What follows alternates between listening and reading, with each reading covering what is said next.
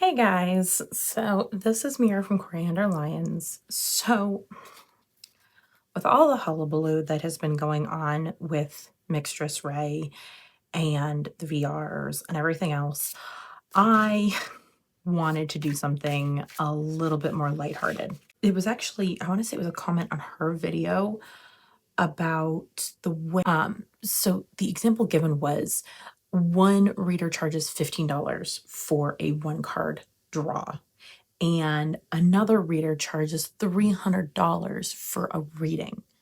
So I don't expect people to pay money for one of my readings without having some idea of how I read. This is not a plug to say, hey, go order a reading from me. This is more of, hey, let me show you how I read. This is actually how I got better at my readings and got better at reading cards. That's how most of us learn, at least that's how I learned, was watching other people, watching how they put cards together, watching and listening and seeing their definitions and what meanings they put to the cards. So that is something that I find very interesting, and that's why I like. You've got Lisa Pepez's Tarot with Training Wheels. You have a ton of other people that will put up, again, mock spreads that they walk through. Lisa has started doing that on her channel. She's only got a couple of videos up, but I enjoy seeing the decks that she chooses and the spreads that she chooses. But as far as like beginning learning, this is how I use Vincent Battisci's 3-card, hey, draw 3 cards and put them together in some way that makes sense with what knowledge you have, and then bump that up. So that's how I learned with my original Marseille and how I've started to work with other decks as I get them in. That does include my Fountain Tarot as well. That deck visually is a little bit more Rider-Waite-Smith and not one that I use much, so it's not as easy to interpret as a Marseille style because I'm so used to Marseille now. So I think I've done plenty of rambling. Let's just go ahead and get started. And it's just, this is more of a, I'll probably just throw out a couple here, and then I was thinking of just like doing short videos of like, hey, if these 3 cards came up, this would be how I would interpret them. So it's probably just going to be like, we'll just do a couple short things and we'll kind of go from there. So this is good and shuffle at least a little bit. So we're just going to, I cut the deck at some variable point, wherever I like. Every reader is different. I will say that every reader, some of them pull specifically off the top of the deck. Some of them cut into different piles. Personally, for me, it's I shuffle and I cut, and I just, wherever I cut, that's where I draw. So that for me is what works. That is what feels most organic, and I just shuffle until it feels right.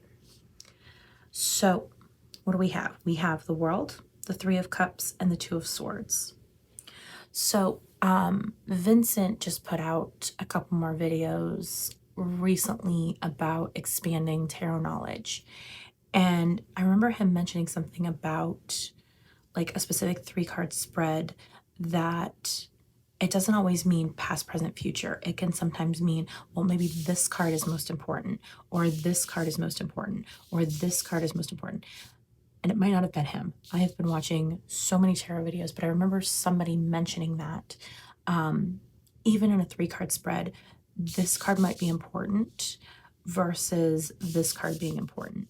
It doesn't always mean, again, they don't always go 1, 2, 3. It could go 1, 2, 3. You don't really know. It just kind of what card feels like the most important. But anyway, so let's say I had these 3 cards in just a spread. How would I, knowing what my meanings are for each of these cards, what logical conclusion could I draw in whatever in whatever the question might be. And there isn't really a question. This is just more of a, what can I draw from these cards if these came up? It's, I know there's a way I should be explaining this and I'm not finding it. So I'm just gonna give up for right now. So I feel like these two are kind of important, whereas it's kind of like these two are leading into this card, if that makes sense. So for this, it kind of like, so we've got the Three of Cups and we've got the Two of Swords. So I run this very much as a numerological, and with like a twist of Rider-Waite-Smith. I use a little bit of the Rider-Waite-Smith, but a lot of it is more numerological. Haha, I have it right. So like the Three of Cups. The Three of Cups could be embarking, or it could be creativity, or it could be something along those lines. The Two of Swords, the twos are typically choice or decision or something like that. And then the World is obviously the World. The Three of Cups and the Two of Swords seem to be, for me, they feel bonded. Like they are together. They are these are tied together and they are leading up to this card. That's, for me, that's how I would read this, is we have the Three of Cups. So maybe we are embarking, or maybe we are getting creative. It's emotion. So I always base this on mental, emotion, and my other deck actually has in the majors, if I can find a major, marked with the sign as to whether it is earth, air, fire, water, to help me remember that. I don't expect I'll be doing it to this deck, and that's okay. It's just I wanted to be able to attribute the mental, physical, emotional, spiritual realm to my Marseille deck. So this kind of feels like, yes, we do have a decision. So it could be going 1, 2, 3. So yes, we do have a decision. We are maybe embarking with that decision, and we are coming out exactly where we need to be. That's how I would initially read this, is yes, there's a decision we have to make. Yes, it doesn't feel very easy because cups are very emotional, but it is an important decision. It's not entirely emotional, but it has emotional aspects to it because we have a Three of Cups here. It's, any decision you make is going to be emotional to some degree. We can't just make a decision just based on mental. There is always a mental and emotional are connected to each other. So yes, making a choice is a mental decision, but there's still that emotional aspect to it. And in this case, that emotional aspect is extremely important because we have that three. Because making that decision means that we are embarking, we are being creative, we are starting some kind of journey. I feel like that's what we're doing, is we are making this decision, we are moving into that journey, and then we are making the best of it. We are really setting ourselves on a, what? You're gonna have to wait a minute.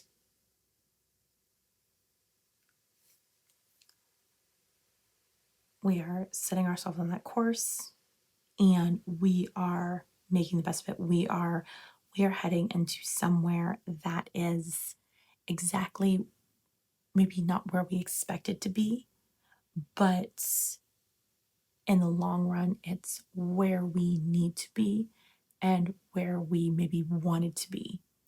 Maybe it's something that we never thought we could get, but we still got it. And it's been a journey, and this kind of feels like the last leg of that journey. I hope that makes sense. So this is kind of how I would read. This is how I practice. I hope that makes sense. I definitely am going to do some more of these. But yeah, I wanted to kind of, I'm thinking of making this like a small little series of, hey, let's go through a couple of my decks and you know, organically read them. And so I have that. There's those. So that gives you kind of a better idea of, how I would do with that. So we're going to go ahead and do maybe one or two more. And I'm just going to like randomly cut this just because I don't feel like I gave it quite a good shuffle. Okay, so the Empress, the Six of Wands, and the Nine of Swords. So you would think, I kind of feel like the Six of Wands, the Six of Batons is kind of more important than anything else. So on one side we have the Empress, and on the other we have the Nine of Swords. So I feel like we're attaining here with this nine. Nines are all about attainment. And then you have the Empress card, who is very much about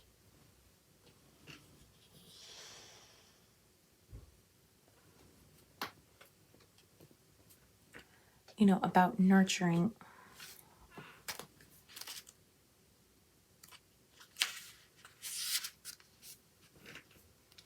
So you have the Empress, who is very much about nurturing and, power and such as that. I do usually follow, like I said, I'm usually following numerology. So because she is a 3, she would be looked at as like the highest creativity. And now that can have a lot of different looks to it, like creativity. It could mean literal creation, like because she is the Empress, typically she is found very pregnant in most decks. This one, I don't feel like she is very obvious, but she also is holding this scepter with kind of like, it looks like a baby rattle on the end. And then we have obviously her shield and the sign that's on her chest. And so, yeah, I get this feeling of, again, ultimate creativity, ultimate like nurturing, because she is a queen. She is just like the queen of the 4 suits. She is very much in that feminine power, nurturing creation, such as that. So I feel like with this that she is kind of weirdly taking a back seat, that she is not the most important piece of this particular spread.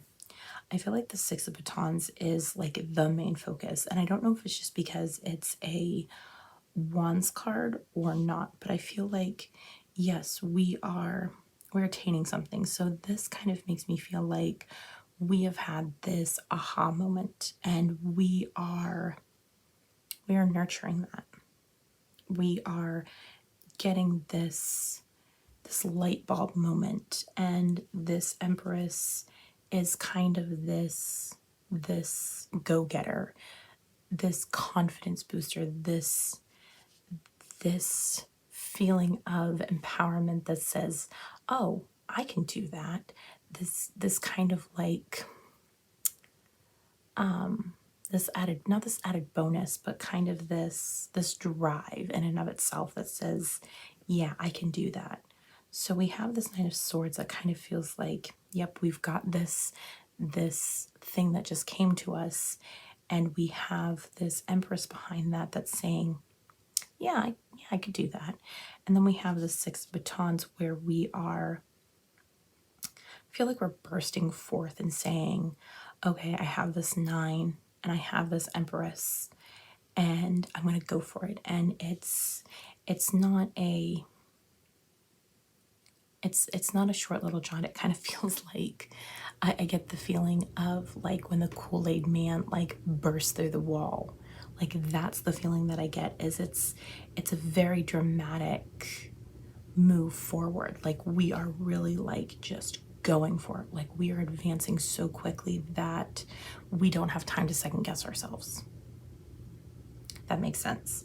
So again, that's how a way I would read this particular set of cards. Okay. And because I'm enjoying this so much, I'm going to do one more. I'm just going to like cut this a little bit again, just because I'm not super worried, because this isn't an actual reading. This is just for fun. Okay, so I have the King of Cups, the Five of Cups, and the Sun. So how would I read this? So we've got a major, a court, and then just a general minor. So the Five of Cups is, I'm getting this feeling that these two are kind of like drawing together in and of themselves. Like these are like, yes, they're all connected, but like each is a puzzle piece. So let's start with this Five of Cups here.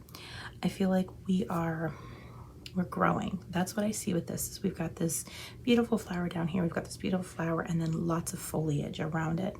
So I feel like in this case, the cups are the water holding the flower. The sun is the sun that is beating down on these plants that are flourishing them. And then you have the king, who is giving this feeling of, yes, being in power, yes, knowing when to offer his advice and when not to, but also equally in command, like not just over himself, but over others, over the important things, if that makes sense. So I kind of feel like, yes, we are, this five is, you know, typically change, because fives are somewhere in like that change. And then you have the Sun card, which is very light and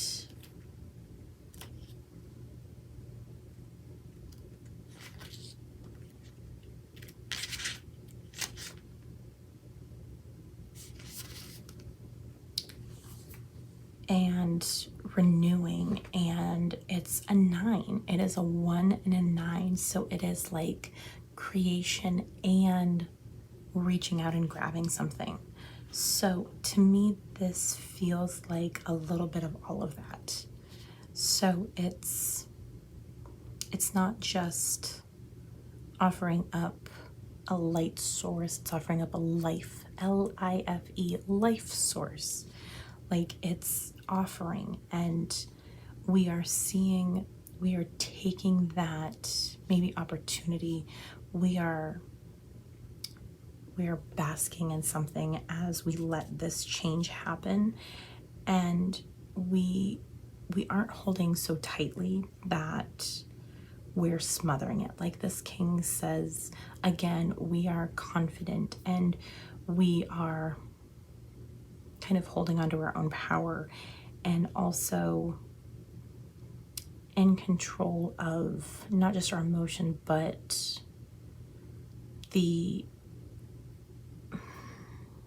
not so much expectation, but I'm hoping I'm making sense. I had it and then I lost it. But yeah, so something like this, I think it's more of like, in this case, it feels like puzzle pieces. It's like this card requires this card, which requires this card, if that makes sense.